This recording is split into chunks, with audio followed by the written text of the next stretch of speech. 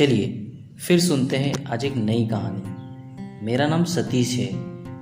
मैं एक इंजीनियर हूँ और अभी ही एक नौकरी भी लगी है। नौकरी लगते ही घर वालों को अब मेरी शादी की जल्दी हो गई। मेरे मना करने पर भी वो रिश्ता देख रहे हैं। मम्मी के कोई पहचान वाले से एक रिश्ता आया। मम्मी को रिश्ता बहुत अच्छा लग रहा था। लड़की भी अच्छी थी। तस्वीर मम्मी ने मुझे दिखाई। मैंने एक नज़र देखी और कहा कि मम्मी, आपको शादी की इतनी जल्दी क्या है? लेकिन मम्मी नहीं मानी। बोली, इस रविवार लड़की को देखने जाना है। मुझे पता था मम्मी नहीं मानेगी, इसलिए मैंने ज़्यादा मना नहीं किया। हम लोग सुबह 11 बजे लड़की वालों के घर पहुंच गए। हमारे ही शहर में रहते थे वो। हम सभी हॉल में बैठे थे। तभी प्रीति चाय लेकर आई। प्रीति मुझे देखते ही पसंद आ गई। हम दोनों को बात करने के लिए अलग भेजा गया। प्रीति और मैंने एक दूसरे से कई सवाल किए। मुझे वो अच्छी लगी। बाहर आकर मैंने मम्मी को हाँ कह दिया। उनसे मिलकर हम लोग अपने घर चले गए। लेकिन शाम होते होते मुझे लगने लगा कि मैंने प्रीति को पहले भी कहीं देखा है।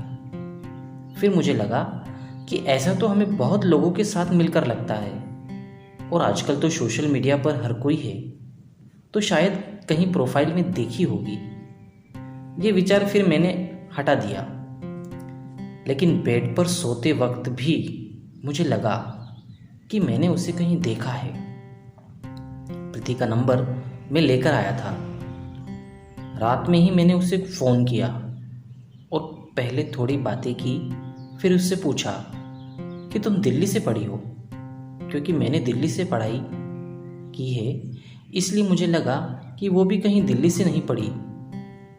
उसने मना कर दिया। बोली, नहीं, दिल्ली कभी कभी ही जाती है। बात देखा जाए तो बहुत छोटी थी, लेकिन मुझे अब वो खटक रही थी। प्रीति से एक दो बार और मिलने पर मुझे यकीन सा होने लगा कि मैंने उसे कहीं देखा है। मैंने प्रीति से बहुत सवाल किए। उससे पूछा कि क्या वो मुझसे पहले किसी से प्यार करती थी या उसका कोई बॉयफ्रेंड था। प्रीति ने मना किया। कहा फ्रेंड थे, लेकिन बॉयफ्रेंड नहीं था। प्रीति दिखने में सुंदर थी। अब मुझे यह लगने लगा कि वो मुझसे झूठ बोल रही है। मैं उससे मिलता और बातें भी करता था, लेकिन अभी भी वही सवाल था कि मैंने उसे कहाँ देखा है। फिर मैंने अपने दोस्तों को, सभी को प्रीति की तस्वीर दिखाई, यह कहकर कि मेरी शादी होने वाली है। मैं यह भी सोच रहा था कि शायद किसी और ने भी प्रीति को देखा हो, क्योंकि वो सब भी मेरे साथ ही पड़े हैं। लेकिन किसी ने कुछ नहीं कहा। आखिरकार मैंने प्रीति को डायरेक्ट ही बोला। कहा कि प्रीति, मेरी मेमोरी इतनी अच्छी नहीं है, लेकिन मुझे यह बात परेशान कर रही है कि मैंने तुम्हें कहाँ देखा है, किस पार्टी में या कहीं और। उसने कहा, जब से आप मिले हैं यही कह रहे हैं कि मैंने आपसे सब बता भी दिया। आप कहना क्या चाहते हैं? कहाँ देखा है आपने? आप खुल के बताएं, क्या बोलना चाहते हैं? आपको मुझ पर भरोसा नहीं तो आप शादी मत कीजिए। इतना कहकर उसने फ़ोन रख दिया। एक तरफ मेरी मम्मी शादी की तैयारी कर रही थी, दूसरी तरफ हमारा झगड़ा हो रहा था, वो भी इस बात पर। अब 2 से 3 दिन हो गए, प्रीति का कॉल नहीं आया। मैंने भी उसे नहीं लगाया। मुझे नहीं समझ आ रहा था कि मैं इस बात से इतना परेशान क्यों हो रहा हूँ। फिर मुझे सुबह प्रीति का कॉल आया। उसने कहा कि आपके सवाल का जवाब मैं देती हूँ, आप मिल सकते हैं? मुझे आपको कुछ दिखाने के साथ समझाना भी पड़ेगा। मैं प्रीति से मिलने गया। उसने कहा कि अभी मैं कुछ दिखाने वाली हूँ, उससे आपको याद आ जाएगा कि आपने मुझे कहाँ देखा है। इतना बोलकर उसने अपने बैग से मोबाइल निकाला और उसमें एक वीडियो क्लिप दिखाई। वीडियो में मैं था। जब मैं कॉलेज के लास्ट ईयर में था, तब एक रेस्टोरेंट में 4 से 5 लड़कियां बेवजह मेरे टेबल पर आ गई थी और मुझे कहने लगी थी कि मैं उनकी फ़ोटो ले रहा हूँ। मैंने मना किया तो उनसे बहस हो गई।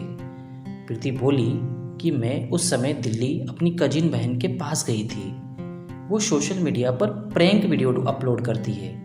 उस समय मोबाइल मेरे हाथ में था और मैं वीडियो बना रही थी।